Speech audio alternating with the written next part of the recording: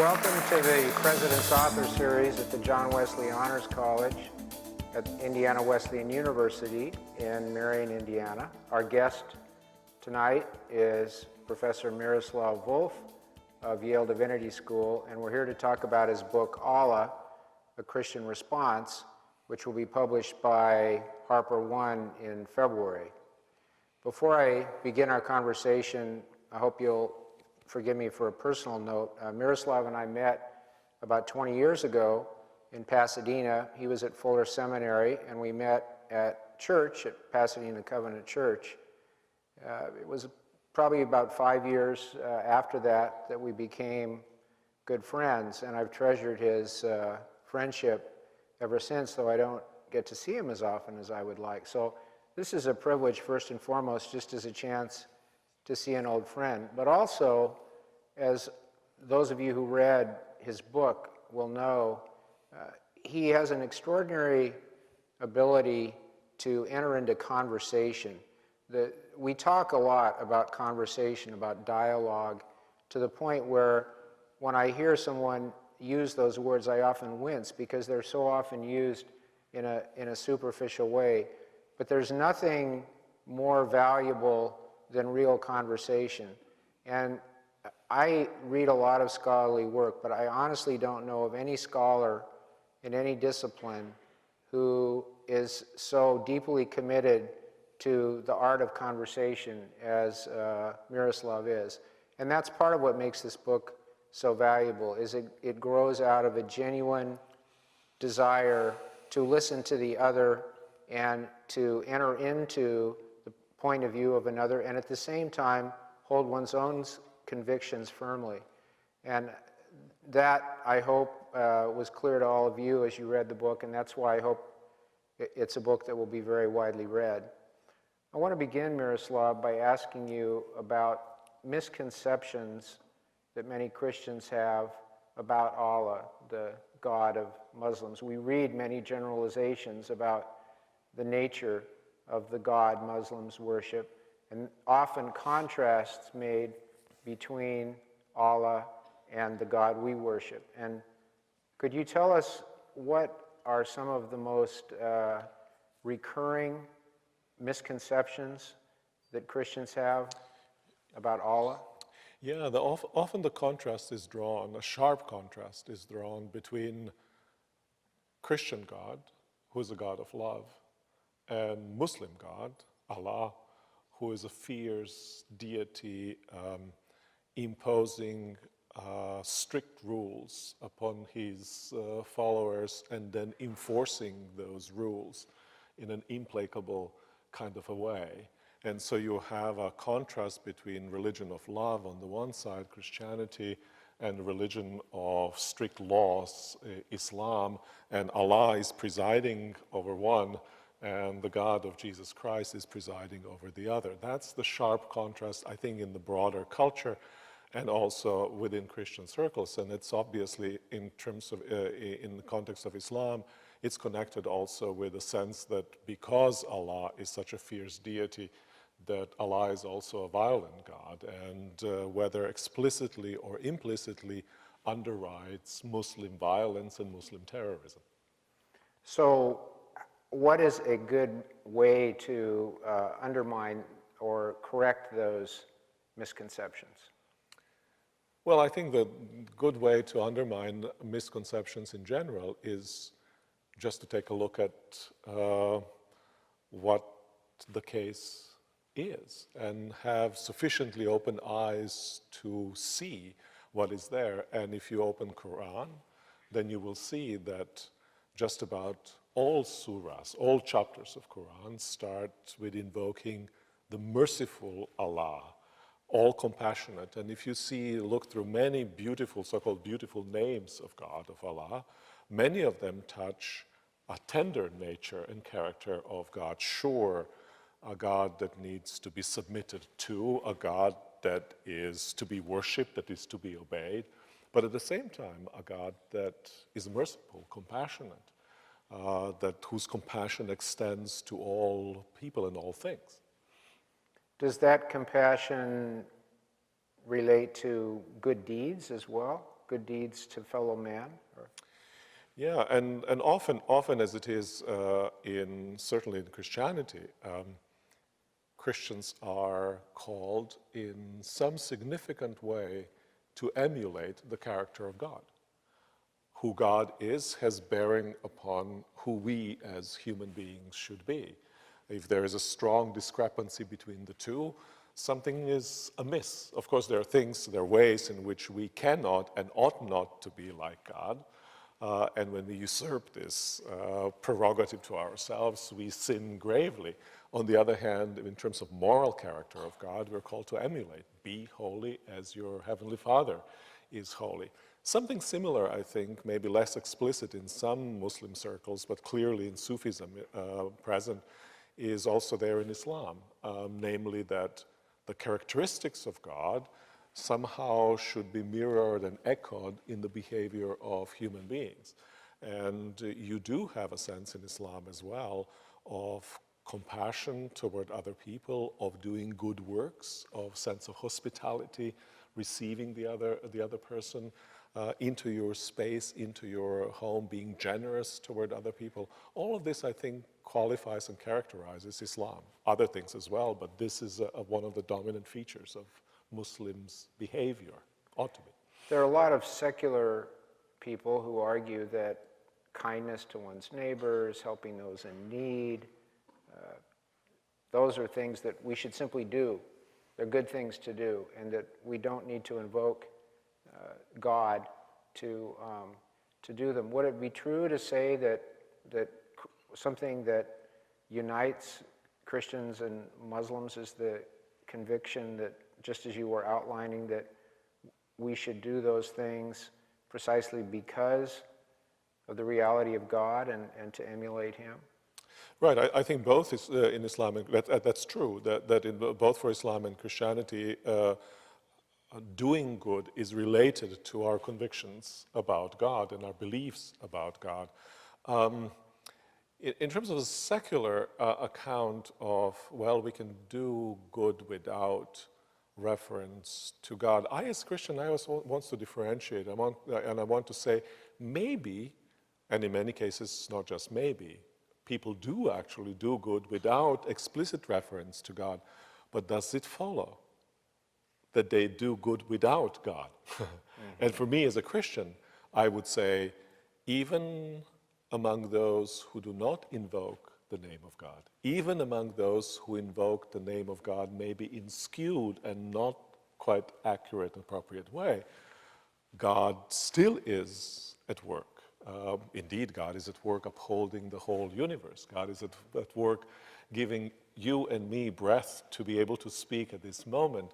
God is here promoting and underwriting all goodness that happens in the world, whether one acknowledges God or does not. That's the extraordinary character of God, who lets the sun shine on good and on the evil, sends rain on both, makes it possible for those who struggle as well as those who oppose God, as well as those who want to serve God in their own way somehow also to do good. So it's clear, at least, that in some important respects, Muslims and Christians' conceptions of God are very similar, and their understanding of how that should direct our actions.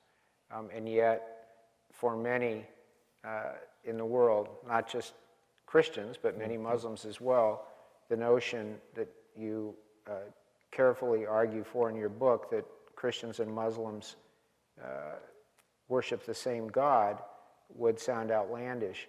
Why is that so? Why does it sound so outlandish if there are so many things that we have in common? That's a very, very important question to ask. And it's not always clear how to answer that question. Why, notwithstanding all the similarities, why are many people interested not just in identifying differences? I think all of us should be interested in identifying differences, but in highlighting differences to such a degree that they overshadow the similarities. I think that's a very important question. And think there are many explanations probably, but often in situations of conflict, we have stakes in showing how we are different than the other person. We have stakes in showing how the other person isn't quite as good as we are. I mean, we all know in friendship relationships, right? When you have you're in a relationship and it suddenly develops into having a nagging partner or something like that. No matter how much good you do, right? They don't see the good at all. What they see is history and a pattern of transgressions, of evil deeds, even though that may be only a small minority of what you actually do. And I have a sense that as the conflict between Islam or aspects of Muslim or some segments of Muslim communities and the West has increased, the interest in showing how Muslims and Christians worship a different God and therefore have a profoundly different set of values has then increased. It serves, in a sense, to exacerbate the conflict there, to underwrite hostility toward Muslims. And I think we need to rethink, if that's true, then we have to think how hostility is related to the conceptions of the other. And that should give us pause, I think, as Christians. We talked a little earlier about some salient misconceptions that Christians have about the Muslim God. What would be the reverse? What would be a key misconception that Muslims have about the Christian God? Well, at a level of a moral level, moral characteristics of God and kinds of behavior that God encourages, it may be, well, Western Christian culture is kind of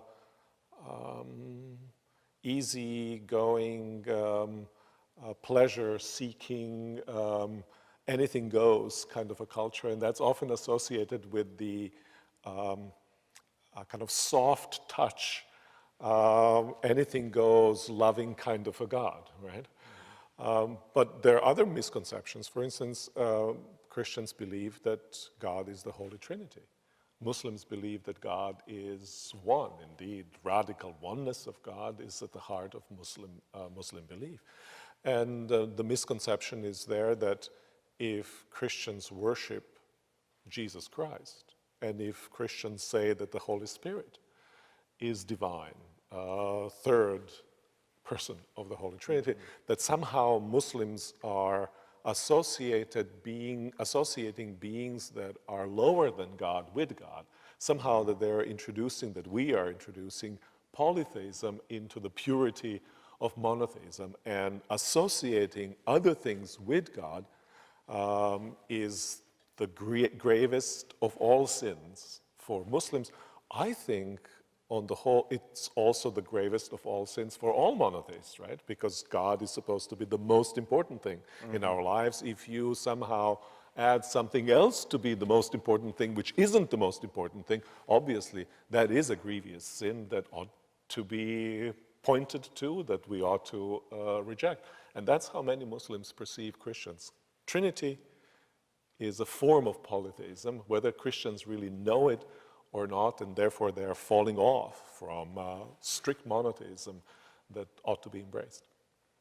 For Christians to read in your book the way that Muslims understand the Trinity is instructive because it seems so far from what we take to be the case, and we think they don't really believe that we believe that, do they? And so yeah, you know what? But sometimes I think that we believe what they think that we believe. Give me an example. Well, you know, when I talk to people sometimes about the Trinity, in their imagination, it's three distinct, discrete entities that are somehow that sit next to each other, that are equal in honor. But they're next to each other, right? And we pray to one, then we pray to other, and then pray to the third. There are three. You can easily number them: 1, 2, and 3, and separate them, right? And yet, when you read any of the great teachers of the church, yet when you read any of the creeds of the church, it'll be very clearly stated that they're inseparable. Not only that they're just together inseparably, but that you can't really count 1, 2, and 3 in a separate kind of way. It's very clear, for instance, now that might shock some of you here, it's very clear that numbers don't apply to God in the same way that they apply to the rest of the creatures. Right? Sure. And it's a consequence of the fact that God is radically different than the world. And so as soon as you start numbering in God, you're already going in the wrong direction. I think many Christians with whom I talk, who sit in the pew, they're not quite clear about this. They're not clear how deeply intermeshed the three persons of the Trinity are, that they form this inseparable unit. Do you think part of the reason that they're not clear is that at some point God exceeds our understanding? That the language of the Trinity is something that's pointing to a reality that cannot be clearly expressed? I think that's right. I think it's right. I think we sometimes forget how beyond all of our concepts, God, how much beyond all our concepts. We pay God lip is. service to that. Yeah. We pay lip service to that all the time, but then we immediately turn around and formulate something, and if you don't believe it, we're going to throw you out. I think that's right. But also what happens is that we read in John's Gospel, right? Or in other Gospels, that Jesus, who is God incarnate, prays to the Father. Well, there are obviously two, right? Right. And we don't then ask further the question, well, how is that part of one God, right? And I think that's where some of the Muslims' misconceptions meet Christians' hesitations and unclarities about their own faith. And I think we have work to do within our own circles, as well as communicating this to the Muslims. My sense is, as the great thinker from the 15th century, Nicholas of Cusa, has said, this is very carefully formulated, everything with regard to the Trinity, which Muslims and Jews, monotheists, strict monotheists, everything that they deny about God as the Trinity should be denied by every Orthodox person, right? Which means that what Muslims contest is some skewed, maybe strong term is bastardized, version of the Trinity, which we ought to reject.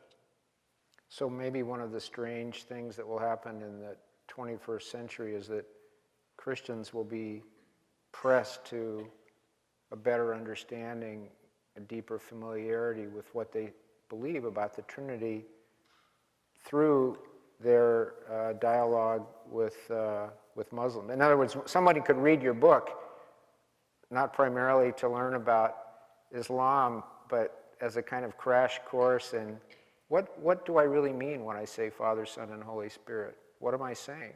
Yeah, and in a sense, that chapter, as the book as a whole, is more directed toward Christians than it is toward Muslims, and it is a way of explicating what we believe in dialogue with Islam. I think we can also, that there are other things that we can learn from Muslims. For instance, I think we have grown in the West too familiar with God. God is our body, at our disposal often. And many of the sociological studies, Chris Smith, of course, and others, have indicated that we have this not just excessive familiarity with God, but also a sense that God is there, as I think Chris Smith said, as a heavenly butler. Whenever we need, he ought to show up, but please keep quiet and to the side of the room whenever other things are going on that we want to be going on, right? And a kind of a sense that God is not just our peer, but God is at our service. And I think there's a profound misconception, not just at the level of head knowledge. Actually, at the level of head knowledge, it's all clear. But at the level of behavioral practices, it's a profound misconception about holiness of God, about greatness and grandeur of God, about awesomeness of God, and love has kind of become this mushy, sentimental feeling often for us. I think Muslims might be able to kind of wake us up out of this bizarre dream that we have, in terms of how we relate to God and who God truly is. I think you're right. In fact, I've been struck by the way that some young people I know who are very attracted to hyper-Calvinism, the preaching of John Piper, and they read Jonathan Edwards, and you talk to them and try to get what is it that most draws you. It's precisely what you're talking about, and it's very interesting to read some statements from Muslims and what they value in their faith, how similar it is to some of the statements coming from these young people who aren't raised in this tradition, this hyper-reform tradition, but they have entered it because they feel exactly as you do. Yeah. That, as you say, we've domesticated God. One of the things I like about your book, you mentioned Nicholas of Cusa earlier, and you remind us that this dialogue with Muslims has been going on for a long time. And he's one of two interlocutors from the distant past who you draw on, and the other is Luther. Could you say just a little bit about what we can take from Luther's encounter with Islam? Yeah, I think that's a very good point, or connects with what I point that I wanted to make. We can learn something from Islam, but I also think that we as Christians have something profoundly important to contribute. And Luther, of all people, in the starkest way, has emphasized this side in the encounter, the side of God, in the encounter with Islam, as well as in his thought in general. And that is, Luther has this extraordinary idea of the sheer gratuity of God's love and God's grace, right? And he has this very interesting, stark distinction between human love and divine love. And human love is elicited by the characteristics and features of that which we love, whereas divine love is completely non-reactive. Whatever is there, the love is always already there. That's connected with the most profound and important claim about Christian understanding of God, and namely that God not only loves, but that God is love. And therefore, God's love doesn't come into being depending on circumstances, but always already is there, qualifying all of God's relationship to human beings. Now that is a profound message of grace that is given and that cannot be earned, that indeed, if you try to earn it, you insult God. That was Luther's main idea, right? If you try to earn God's grace by being somehow good in yourself, it's almost like you're trading with God, you're bartering with God. Okay, I'll give you a little bit of my goodness, now you show me a little bit of your grace, but not realizing that even that goodness that you give to God is the goodness that comes from God. I think that's the genius, if you want, in a neutral terms of Christian faith, and that's at the heart of the gospel, heart of the character of God, heart of the character of the death of Christ on the cross, heart of the character of Christian faith, and qualifies also our behavior. That's why in Christian tradition, love of enemy is so fundamental. And you take the love of enemy, you kind of unravel the whole fabric of the Christian faith. I love your book, and I love the argument. There's one aspect of it that I wonder if it might cause some of your potential audience to simply dismiss it, which I think would be a great loss. But you allude briefly to current events throughout the course of the book, but that's not the thrust of the book. It's this theological conversation. But clearly, that has to be at least acknowledged at some point. And in an epilogue, a reality check, you call it, you look at this question, and you talk about the fact that the violence, the extremism that we read about daily, that grows from many different causes, that it's a mistake to think that there's just been one cause, and in the same way it would be a mistake to think that there's just one thing that we could do to respond to it, if we could only find that right solution. So you make it very clear that what you argue for is what you call multi-pronged strategy. And then you say there is one exception, and you very forthrightly say, I reject military responses. You add, I favor forceful policing and sanctions, but not a military response. And my fear is that some people reading that and seeing that that's how you're framing this conflict will say, you know, he just lives in a different planet. We don't live on the same planet. And just not even take seriously the thrust of your argument. How would you respond to that person? The first, I understand the reaction. But at the same time, you know, when the war broke out in former Yugoslavia, third of Croatia was occupied, my country, Croatia, was occupied by Serbian forces. And people asked, well, how should we respond? And my immediate reaction was, well, give me a few B-52s and we'll solve this problem, right? We bomb them and the whole thing is done. And then I looked at myself in the mirror and I was asked myself, who is it speaking now? Is it a Christian who is speaking? Or is it a person reacting out of anger and sense of her justice against somebody else?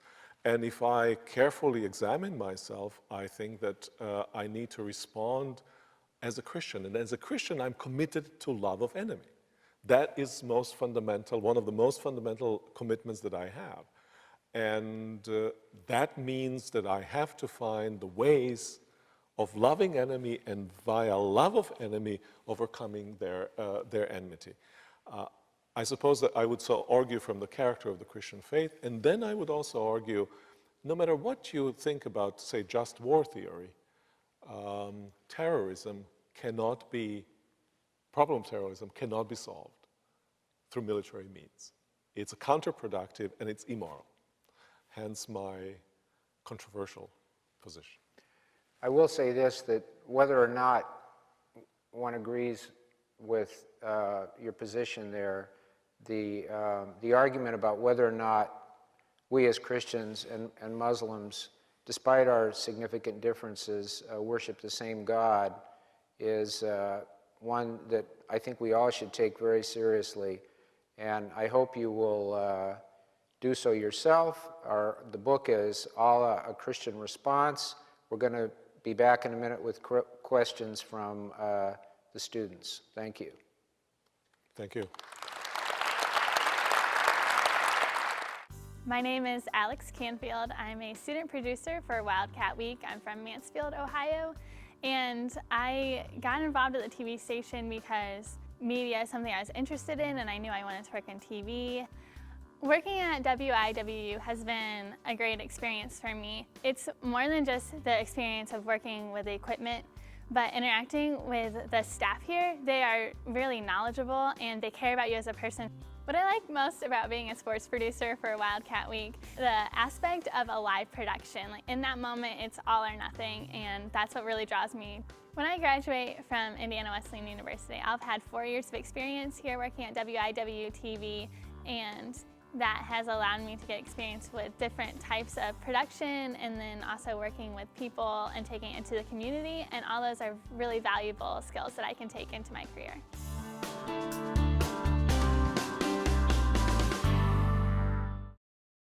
Welcome to the John Wesley Honors College here at Indiana Wesleyan University. We're resuming the President's Author Series conversation with Miroslav Volf, and in this session we'll have questions from students. Hello, Dr. Volf. I just wanted to say first off, thank you for writing this book. Your passion for peace and for reconciliation really comes through, and thoroughly enjoyed reading your book.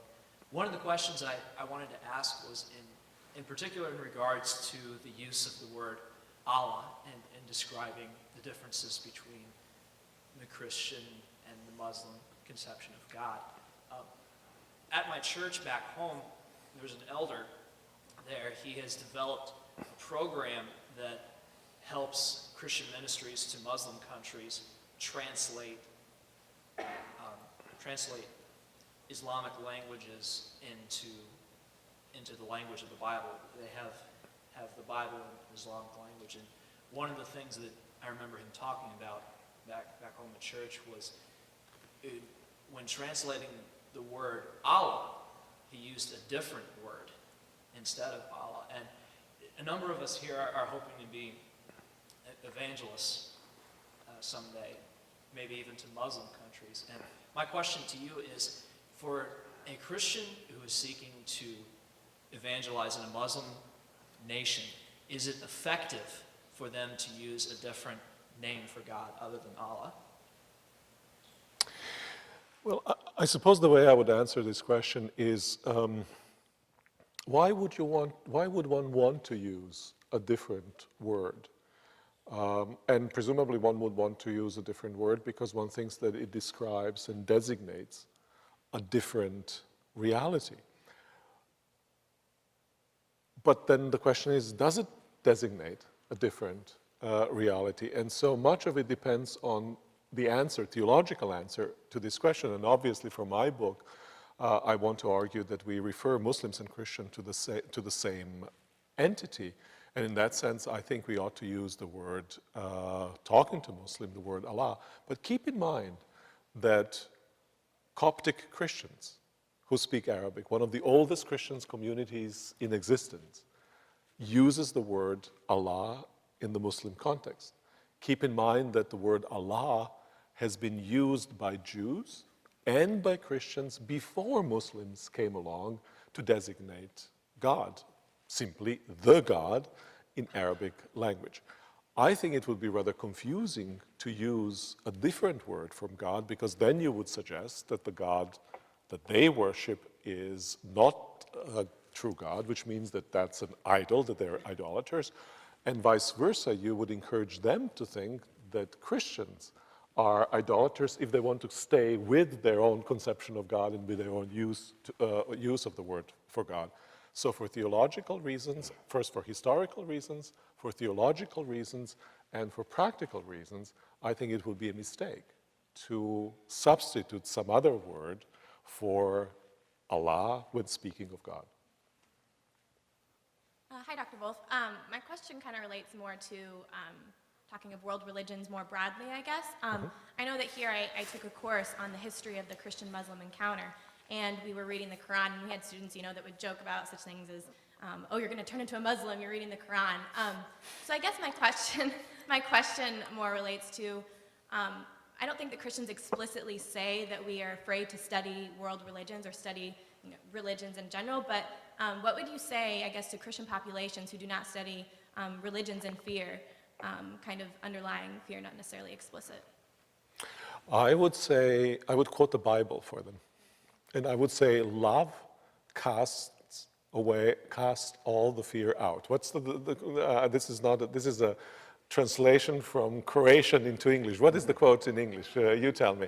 But basically, love casts the fear out. And if we love our neighbors, whatever religious tradition they come from, we will not fear. We will be able to study carefully, listen attentively. Indeed, if we don't study and listen carefully, we will be doing them injustice. I think that prejudice or misconception of other peoples, if we don't try to somehow, within our means, attend to them, are a form of injustice.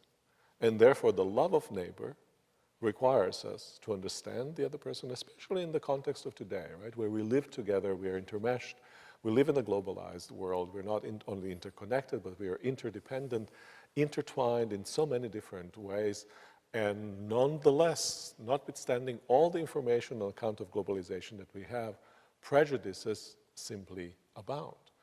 I think we as Christians have a responsibility to fight against prejudices, to have clear conception of who the other is, as they would want them to see themselves, and as truthfully as they are, even sometimes as their conception of themselves might be wrong. But nonetheless, truth is what we are after.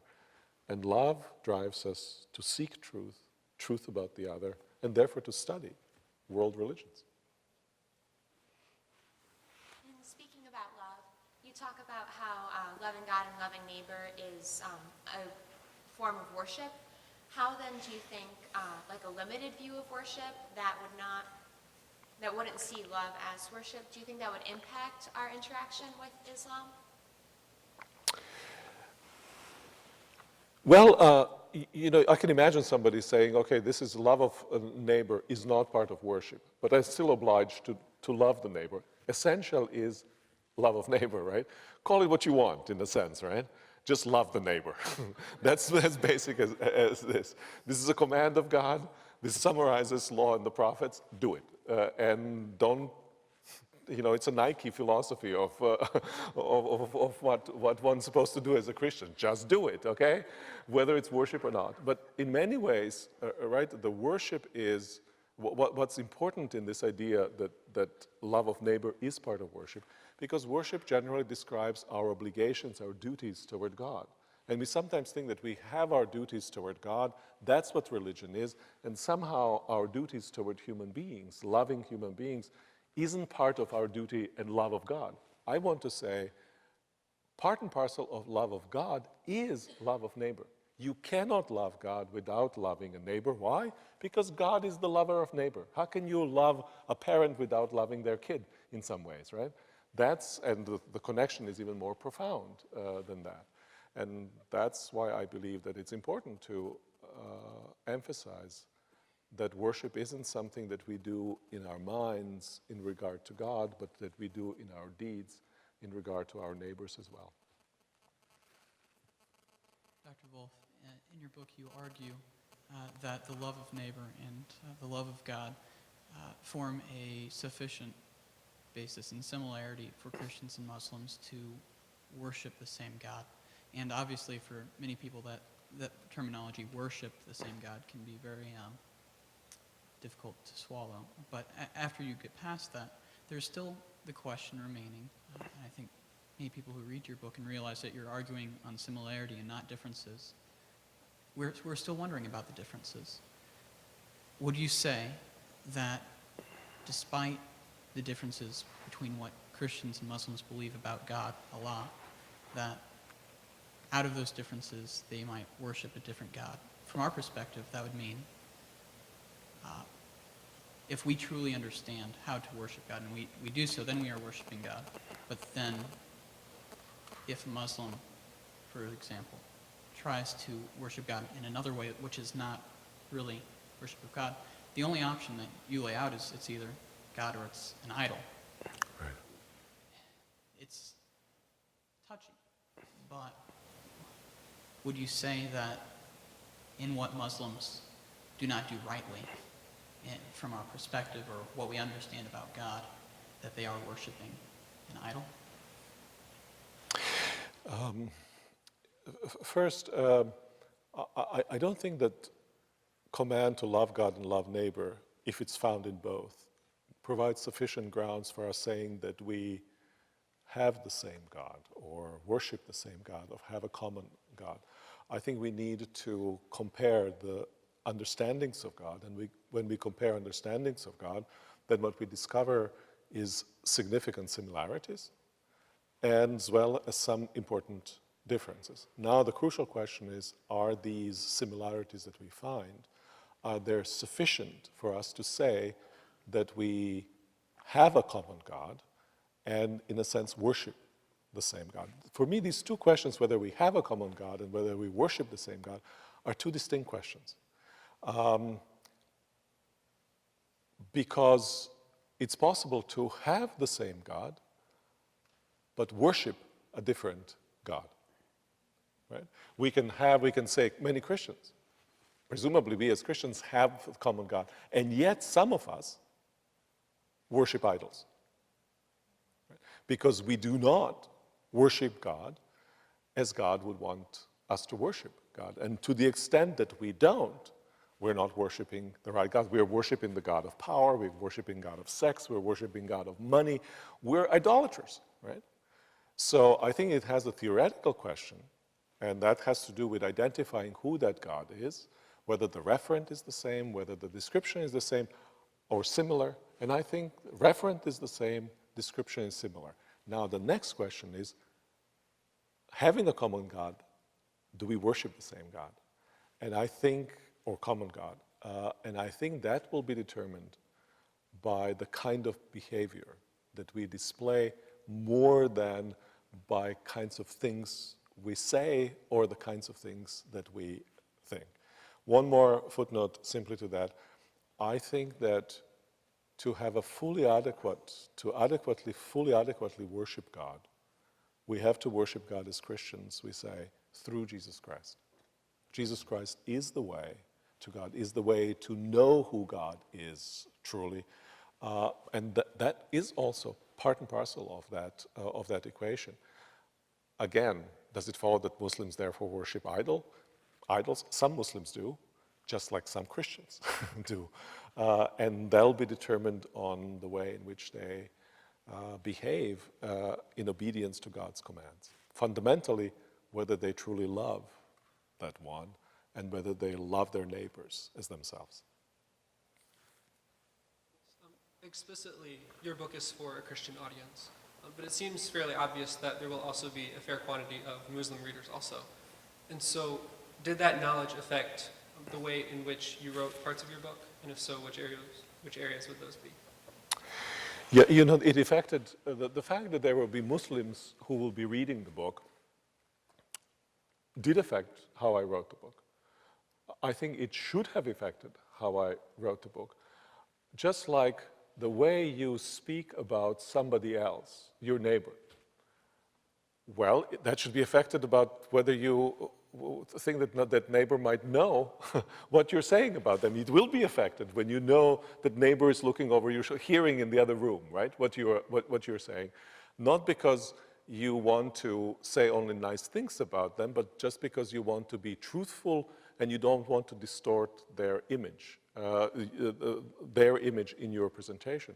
And so that's basically what I did. I always imagined there would be a Muslim, as I'm writing, looking over my shoulder. I want to be loving toward them, charitable toward them. I want to be truthful toward them, but I also want to be true to who I, as a Christian, am. There were also Christians looking over my shoulders. There were also saints. I was surrounded by the company of saints looking over my shoulders and asking Miroslav, what is it that you are writing here? Is it true? Right? Are you faithful to the long tradition of not only those who thought in deep ways about Christian faith, but are you faithful to the long tradition of those who gave their life for this faith? Are you faithful to the one through whose death you have been redeemed? That's the question that I always ask myself. Just like my question is also, are you truthful to who Muslims say that there are, strive that there are, or are you perpetuating prejudices because you look at them from one angle of your maybe wounded pride and experience of persecution, or whatever that might be? All of this has to be taken into account, but charity demands of us to be truthful, and to be truthful, I have to have the other person whisper in my ear, are you doing the right thing? In the discussion between Christians and Muslims, I think grace is one of the key elements that we disagree on. How can we as Christians approach the topic of grace to Muslims, and what is the role of grace in the conversation between the two? I think the best way to approach the topic of grace with Muslims is the same as the best way to approach topic of grace with anybody else. Luther was exactly right. Grace is the most scandalous of all things because it's unjust.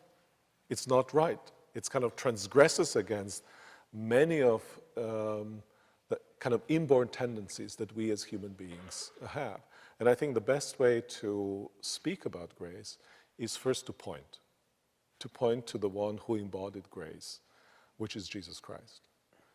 The next to this is to embody grace in one's own life and to embody it also in interactions with Muslims or with whomever we're talking about grace. The most appalling thing that Christians sometimes do is they think they can witness immense love of God by using unloving means. The means of proclamation have to correspond to the content of proclamation. If they don't, the means are going to subvert the content itself. And that's quite apart from otherwise the behavior that we display in our lives. Point to Jesus Christ, behave in the right way, and make sure that when you witness in a way that is aligned with who it is that you are describing in your witness, what you are witnessing to. I have a question about how you would see this discussion enacted. Would you want to see it in the churches as well as the universities? And who would you, enacting out this discussion between Muslims and Christians, who would you encourage to be the enactors of it, and where would you encourage it to be, in churches or universities, or where would the state fall into this? Would you like to invite secular groups into this discussion as well, or? I think there is a point in having a kind of bilateral discussions, even though sometimes discussions have to be broadened. And we live in a globalized world, which means that everybody is looking over our shoulders, right? So that we have to keep in mind multiple voices that are around us, but nonetheless, within that context, there is a place of having a Muslim-Christian Christian dialogue and exchanges. I think probably the best place is to happen is closer to the ground it is, the better it is. I think religious leaders can do that. I think communities of faith, individual Christians and Muslims can do that. I think communities of faith at whatever level should be engaged. And I think one of the best ways to do it actually is to read together scriptures. Bible and Quran. The most effective and most eye-opening conversations that I've had were when we sat together, a Christian chose a Christian text, Muslim chose a Muslim text. We read it together, one day one, the other day the other, and ask ourselves, what do you see there? Then the conversation is about the text, about what it means. And suddenly you see the text with the Muslim eyes and you think, I never saw that in there. And yet it's there, right? It's your text, it's your holy book. And so the Muslims can help you see it in a different way. You can do the same thing for them. And you can also display from the sacred text itself the beauty of the faith, just like they can do as well. And you have a parity in a sense. You're ready to listen and you're ready to say something. And I think that's the model in which we can very effectively, very powerfully, without compromising one single inch. How do you compromise if you read the scripture, right? If I tell you what I believe, I might compromise in telling you what I believe. But here's the text. Here's what it says. There's no compromise, and there's beauty of the witness, both giving and taking, and let the Holy Spirit take this baby where it wants. In your book, After Our Likeness, I became kind of fascinated with your distinction between person and community. And as it pertains now to your book, Allah, I'm interested in what you have to say in the dissimilarity between the way that the individual must approach the Muslim faith, the individual Christian specifically, and the community of Christians must approach the community of Muslim faith. Do you think that there needs to be a distinction in that sort of an approach? Yeah, that may be a useful distinction. I think what we often make a mistake that we sort of identify all Muslims or all Christians or all Christians on the basis of a behavior of a particular community or even particular individual. So it's very useful to make distinctions between this particular individual, how I approach that, or this particular community, and therefore it might be useful to have conversations at various levels. Basically, my rule is at all different levels, conversations ought to be happening. In your book, you talk a lot about the common values between Christians and Muslims and how they together can work towards the common good. To an extent, there seemed to be some conflict, at least with how I viewed the common good. Common good normally means the ultimate good, which would be bringing people to Christ and finding salvation, yet Christians and Muslims don't view the same side of salvation, or at least our views of what that salvation looks like are very different. How, with these different views, can we come together?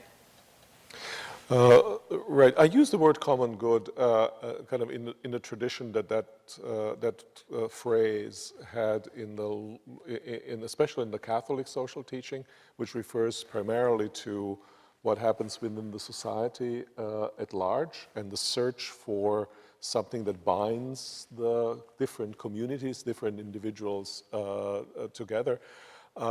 But that's quite apart from your question, has to do with how can we have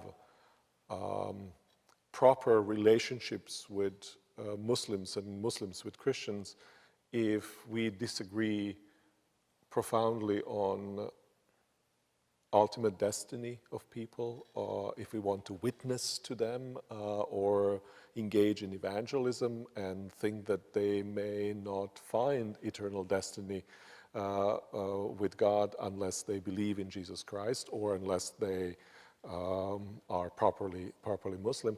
I think it's a very important issue. My simple question or contention is: if we are both allowed to witness, to bear witness to our faith, that should be sufficient for us to be able to live together in the same social environment. Each has equal right to bear witness, and each will have an obligation to bear witness, so that bearing of witness itself has to be something that's part of the agreement to live in the common polity.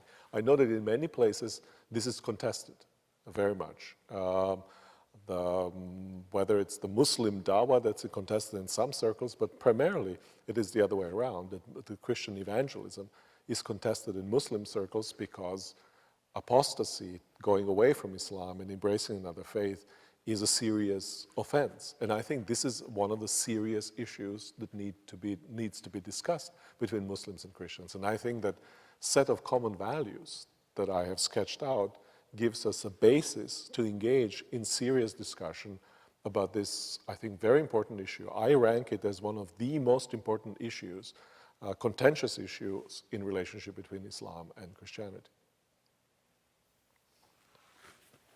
If we believe that humans are to have a right relationship with God and with each other, and that there is some ultimate way that can be shaped, and we come to this conversation between Christians and Muslims, and we hope for that same common good, do we hope that in the end, for a future that's pluralistic, where Muslims are in that right relationship with God and others, and Christians are in that right relationship with God and others, but Christians see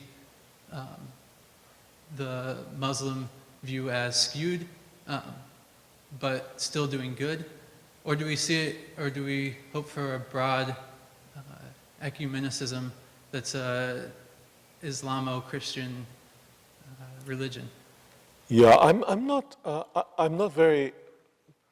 From a Christian standpoint, I neither think that it would be desirable, nor from a kind of neutral perspective do I think it would be possible to create some kind of hybrid between Islam and Christianity.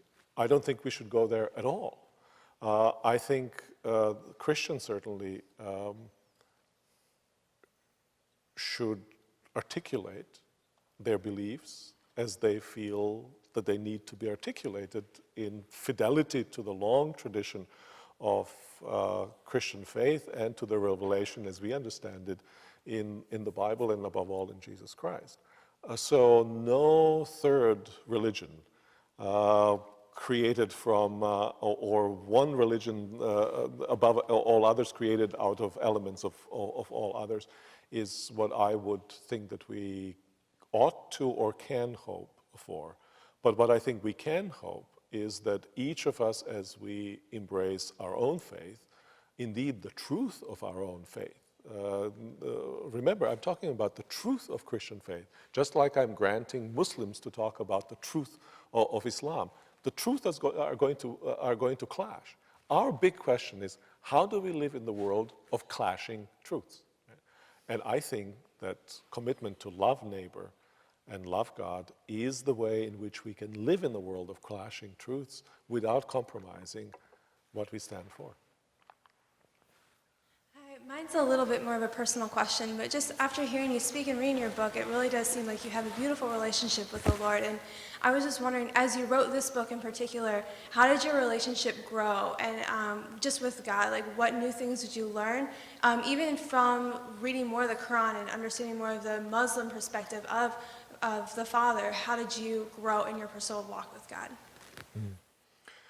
Well, I think you're right that writing of this book, as in writing of many of the things that I write, it is a kind of spiritual exercise for me. It's a journey of faith and not just journey of intellectual exploration. And in that journey of intellectually exploring, but as well as spiritually exploring my own faith, I mentioned earlier, I was challenged in some ways to take more seriously who God is and how God is God. It's a very simple thing. God is God, which means nothing else is God. I think Muslims challenge us in that, and that's not something that comes from outside to us. That comes from the deepest well of our own faith, and we sometimes forget it. God is God, and therefore He alone is to be feared above all things, and He alone is to be loved above all things. That's a beauty of faith that one discovers also in Islam.